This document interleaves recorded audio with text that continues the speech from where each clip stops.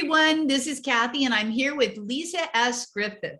Lisa is a productivity coach, certified professional organizer, and speaker who draws from her 30-year career as a teacher, director, administrator of performing arts, girl after my heart.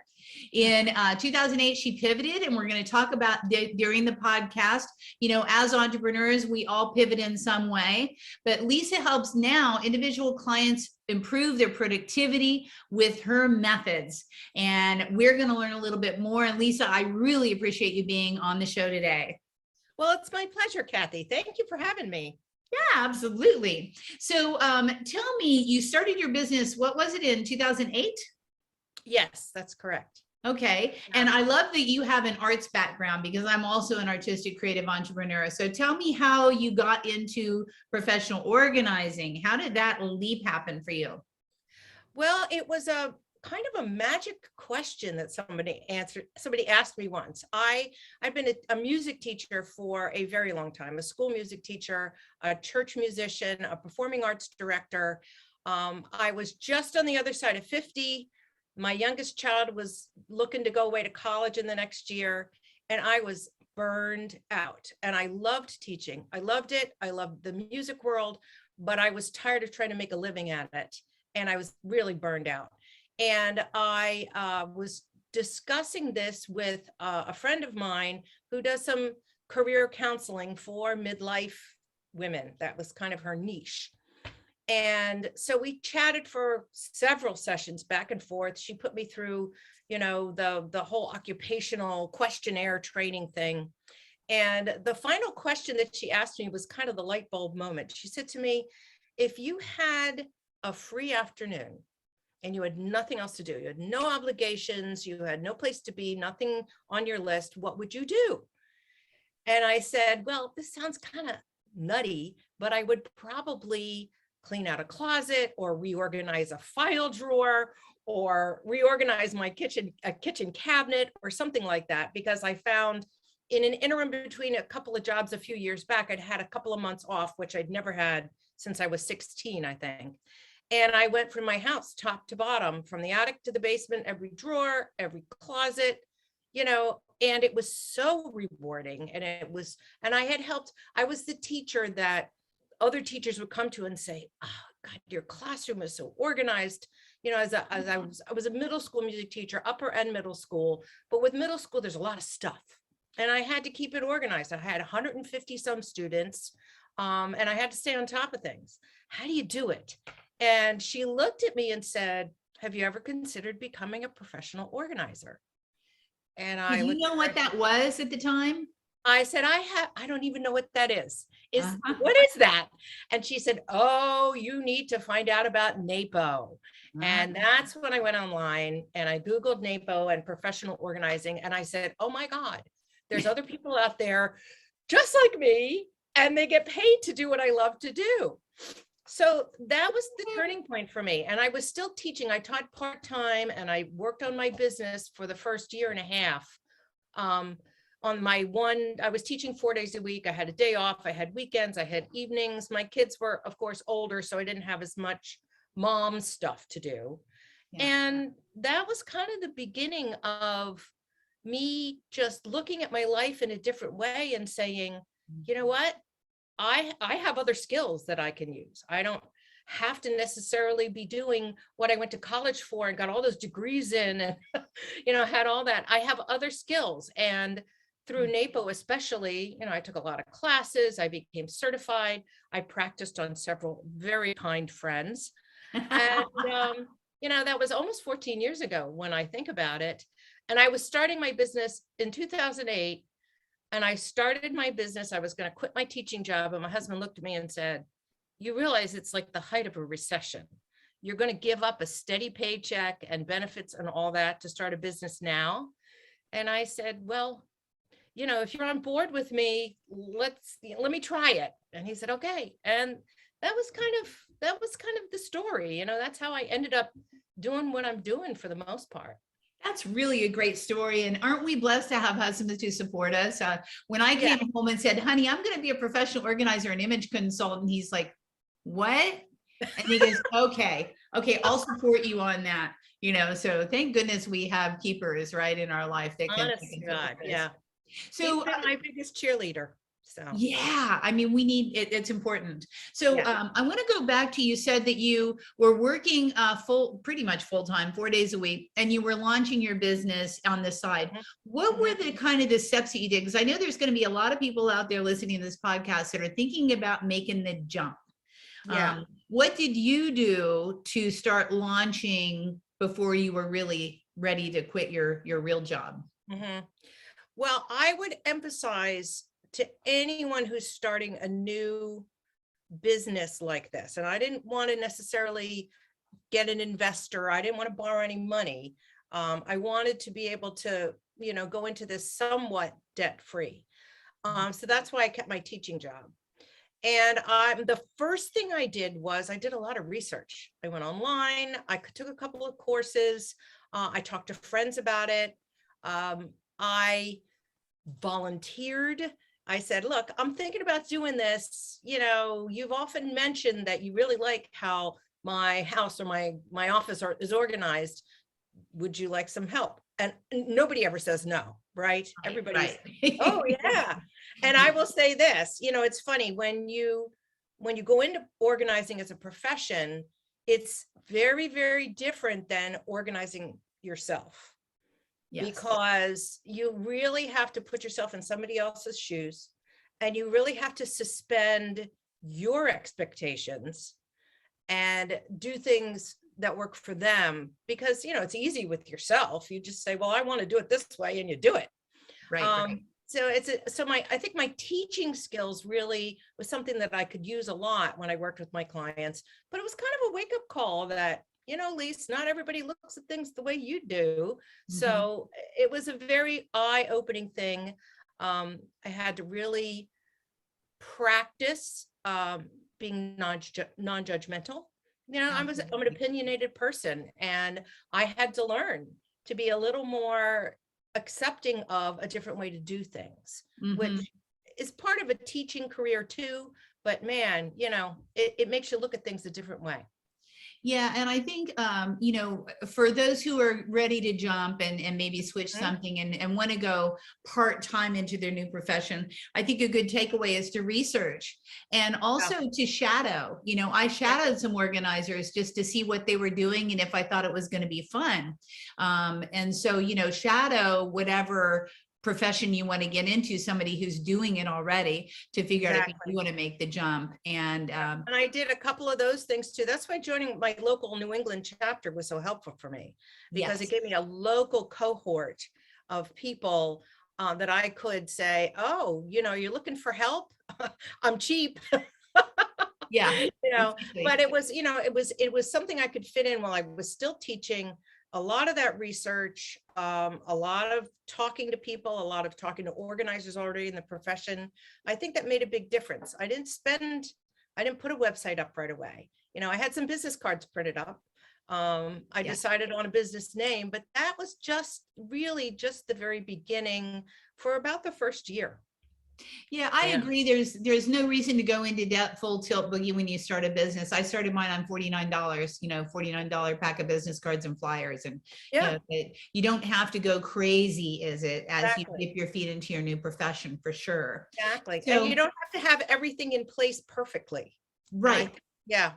Well, and there is no perfect anyhow, as we know, organizing clients, and organizing our lives. There's, one of my mantras for years was, well, when I was writing my first book was, perfection is overrated and simply not worth it. Absolutely. Nothing's perfect. Exhausting. Yeah.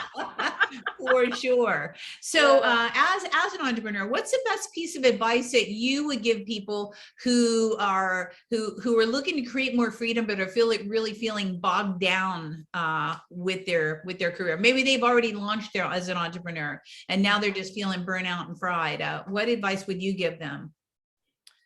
So I think the best advice is what I gave myself, and it took me a little while to get there, is to hire the experts. Okay. Yeah.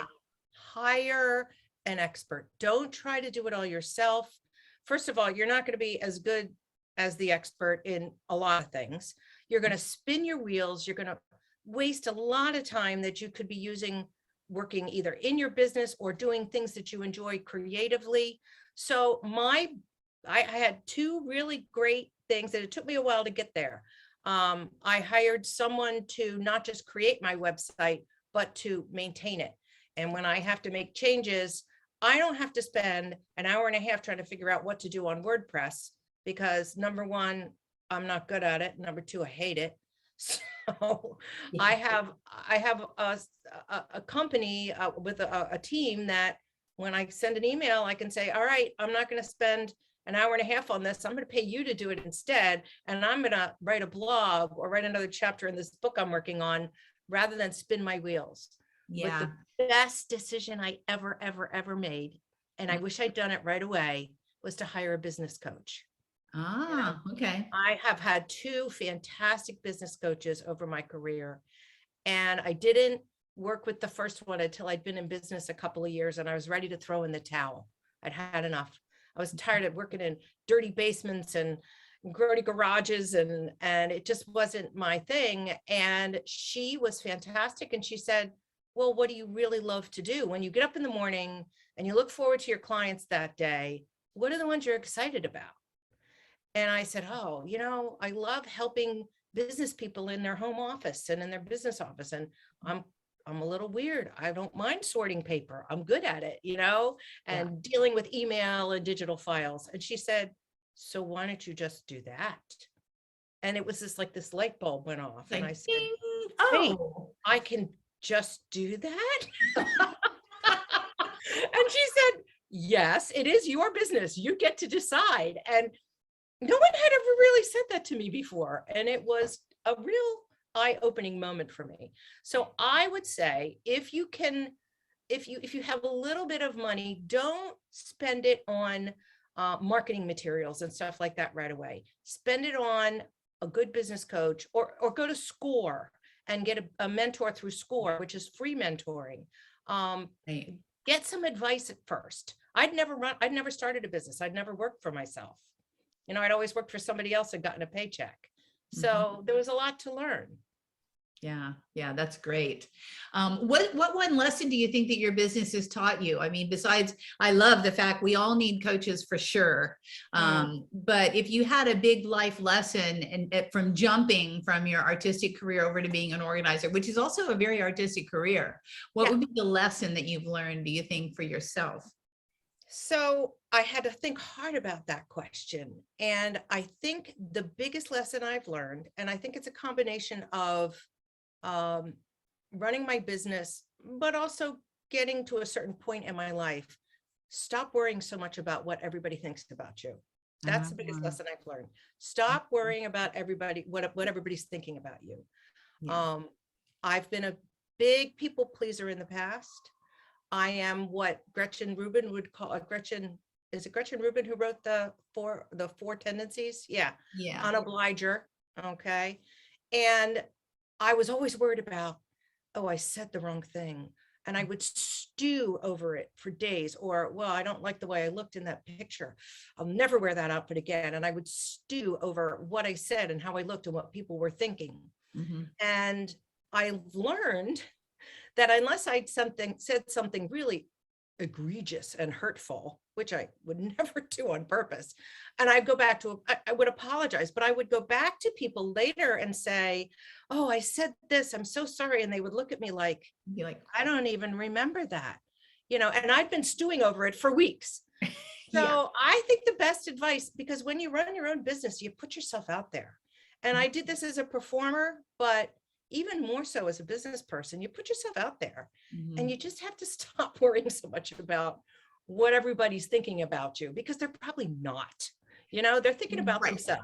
They're probably not thinking about you at all. And you're thinking about you all the time. It's like, oh, okay. Exactly. That is really, really good, because you know what? You can't help what other people think about you anyhow. They're going to think about what you're going to think about you from their lens, and their lens is always going to be different, so that's a really good lesson. Okay. So what is the biggest organizing obstacle that you've had to face in your business?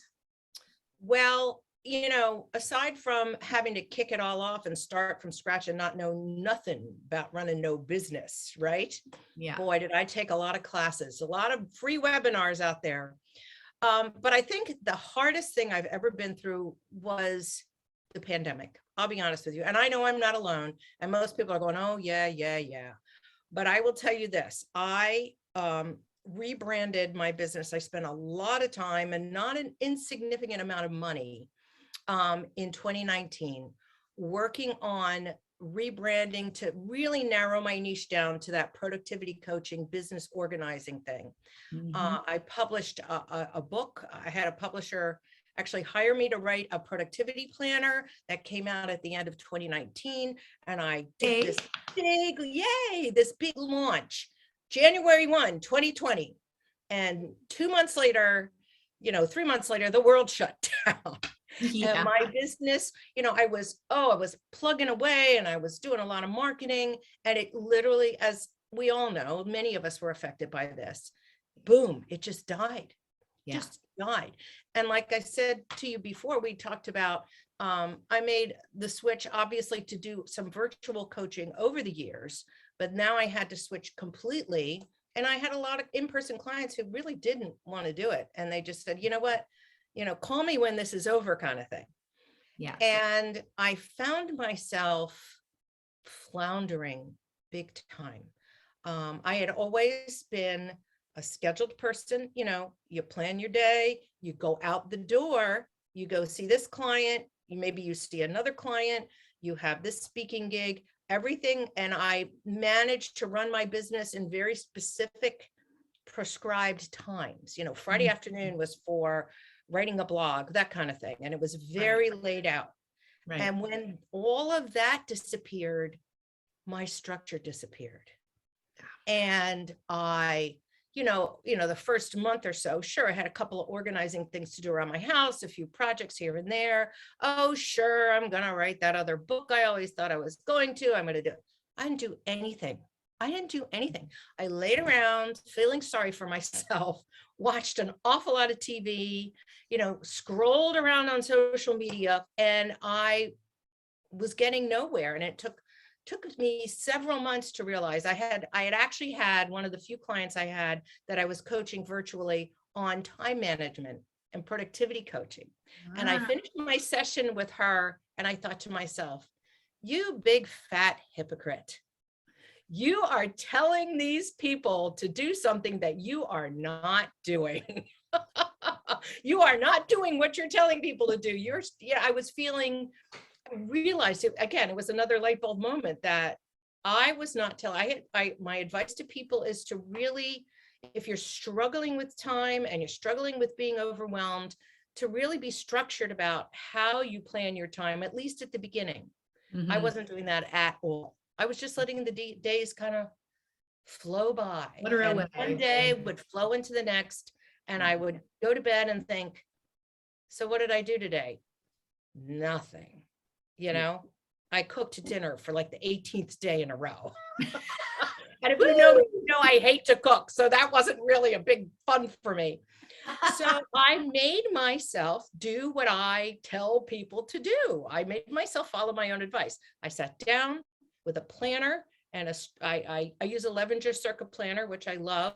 And I literally wrote down pen. You can do this obviously digitally, but I'm a paper person. And I sat down with pen and paper and calendar and to-do list and made myself structure my days in writing. And then I made myself acknowledge that, yes, I'm an obliger and I will show up as someone else is expecting me, but that's not what I can do. That's not what happens right now. I have to be self-motivated.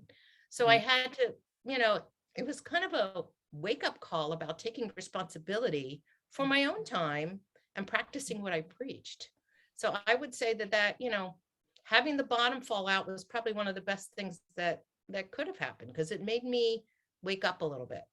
Yeah, and coming from an environment where your schedule is all, well, first of all, you came from, school and classes and bells and bings and, Yep, segments of your day, right? Then going yep, into entrepreneurship and then, yeah, having clients, I've got to be there at 10, I've got to be there at 1, I've got a speaking gig here. exactly.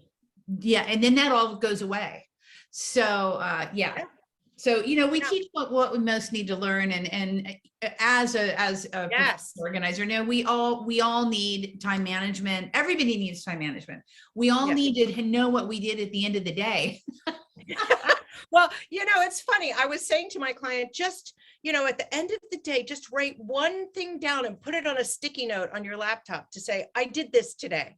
And I was finding I had nothing to write down at the end of the day myself.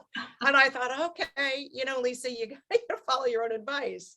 So, yeah. Yeah, and then take it a step further and write on the sticky note, what am I going to do tomorrow when I wake up? That's Exactly. always helpful as well. Exactly. I am going to make myself get out of bed and go outside, even if it's just to walk around the building for 10 minutes. It's that kind of little small do one thing kind of thing that I think motivation follows action, I think, because I think if you wait to get motivated, I mean, if I waited to get motivated to go exercise, it would never happen. I just have to do it.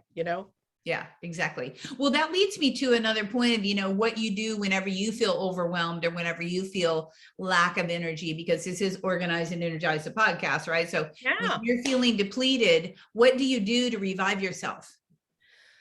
Okay. So honestly, getting outside, and my husband would laugh and fall off the chair if he heard me say that, because I'm not an outdoors girl. Okay. We joke that our wedding vows said love, honor, and never camp, because yeah, you can go sleep on the ground in a tent. I'll be at the Holiday Inn down the road kind of thing. Oh, you're a camper. Oh yeah.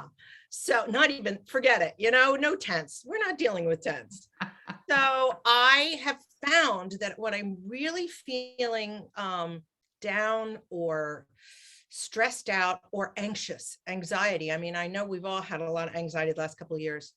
If I'm in a situation where I throw on, and I live in New England, it's cold, baby. It's cold. And I bought my first down jacket in the middle of the pandemic, because I thought, you know what? I got to go outside. And I throw my coat on, I throw my boots on, and I put on a podcast. I discovered podcast story. I know I'm like 10 years late from everybody else, but I discovered podcasts and I strap on my AirPods. And even if it was just 15 minutes, it just made such a difference. So I think that's one of the biggest recommendations I can make to anybody. You don't have to go work out on the Peloton, an hour-long sweat-induced thing. You just have to go out and breathe a little more deeply and move your body a little bit. That's kind of it for me anyway. I think that's great advice, and getting out and just having the sun hit your face, and even, and the frigid cold air is going to wake you up and revitalize you anyhow. Oh yeah. But yeah, I think, just being, and we're all doing this during during COVID, we're all like staying inside and hovering down, and getting outside is fantastic advice. And yeah. I mean, I know it's basic and simple, but it really made a difference in my brain. It just made such a difference. Now, I have done some virtual workouts with some things, and it just doesn't have the same, for me, it doesn't have the same effect, Yeah, absolutely. I can't wait There's till nothing wrong with that. It just doesn't work for me, I can't wait till I can go do Pilates at an actual Pilates studio without wearing a mask, because I'm not going to do it while I have to wear a mask, but exactly. I was really loving that for a while, man. I know. I did Pilates for a very long time, and it came from a job. I was hired to help organize a Pilates studio, the business end of things in the stock room. And they said, well, we can't really afford your top rate, but we'll give you free classes and this rate. And I hemmed and hawed, but I really liked them. So I said, all right, I'll do it. 2 female owners, very, very lovely folks. And I started Pilates for the first time at like age 55, 56. And I loved it. It was harder than anything I had ever done in my life. It is not for women. I'm Yeah. telling you, I was a lacrosse player in college, but Pilates was 10 times harder than any of that. Yeah. But I did it for years and years. And we moved and then the pandemic hit. And so I've been dislocated from my studio. So I haven't found the right place to go yet. But, I love it. It's a great workout. It is. It's not for wimps, and I really miss Ooh. it. And it's just not the same doing it at home without the reformer. I like the reformer. And I love that reformer thing. I know. I like the bounce. Reformer. That sounds like the Spanish Inquisition. I know it's a very strange word, isn't it? I know. They're reforming our booties or something. Exactly. That's funny. Okay, so is there anything that I should have asked you, Lisa, that I did not? Anything we've missed here? So yes, there was a question that changed my life, which was, what would you do if you had a free afternoon and nothing else to do? And the question is, what would I do now, 14 years later, if I had a free afternoon and nothing to do? And let me tell you this, and this is, I think, a direct result of the pandemic, but also getting to a certain point in my life. I would make a connection with someone I care about. I would pick up the phone or send a text and say, let's go meet for coffee. My family, my kids, my good friends, or even my sister or a couple of really lovely friends who live far away. I pick up the phone and say, let's set up a Zoom call. Let's set up a FaceTime call. I haven't seen your face in 3 months. Let's talk. And I think when I have free time now that I don't have anything else going on, that's what I would do. I don't need to do the organizing thing anymore. It's all done. You are organized. Well, what else are we supposed to do, right? Right. Yeah, exactly. It's like, okay, let's do the pantry. I did the spices, did the big spice rack. There's always exactly. There's always a little thing to do, but at this point, I want to be with people. I want to be with people, and I want to spend time with the people I care about. So that's what I would do. Yeah, I agree. And we all should connect. I want to go back around just to the top of the hour where you were talking about, so for people who are looking to jump, I think your business coach has said, what would you do if you had free time? It goes back around to what's your gift? Because what I think our passion is often the gift that we can give back. So for those of you who are looking to switch careers, take that nugget that Lisa said from her coach, if you had a free afternoon, what would you do? Right. And that's going to give you your something that you can get really enthused about, right? Because if you could do anything in the world, what would it be? And what I love about that is typically that is also the gift that we can give back. And I know I said that a couple of times. I really want to emphasize that because there's a lot of people that are jumping, there are a lot of women that are going to be jumping into a new career. Just think about, what do you love to do? And I guess whatever you love to do is what you can give back to the world. So that's what I have to say about that. Yeah, exactly. Yeah. So speaking of gifts, do you have, what were you going to say, Lisa? Sorry. No. You were going to ask me if I had something to offer to folks, and I do. From my own experiences of working from home, having to be stuck and work from home all the time. Now, some people before the pandemic did this all the time. So this won't be news to some folks, but for a lot of us, it was new or a hybrid situation. So I put together a tip sheet, and it's really more than just a tip sheet. It's a couple pages long of my 5 best tips for working productively from home. 5 productivity tips for working from home. And they were all things that came from my experience. What I found helped me. I did talk about it with some clients. And so what kind of things worked for you? So there is kind of a mind meld in there of my experience and some of my clients' experiences about what they felt was most helpful for them to be productive when they're working from home. So that is there for anyone who wants it. Yeah, just go down below and download your link and get the gift that Lisa has to offer. We all need that as we're working from home, and things that come from our own experience is a really great thing to give back. And, if we have the challenges, even as professional organizers, everybody else does too. Actually, any challenge that you have in your life, someone else is experiencing the same thing. So go ahead and grab that download. And I wish you much success with your business from one organizer to another. I really, really appreciate you being on. And thank you so much, Lisa. It's been great. Thank you. It's been my pleasure. Thanks. Signing off for now. I'll see you guys at the next week's podcast. Yay.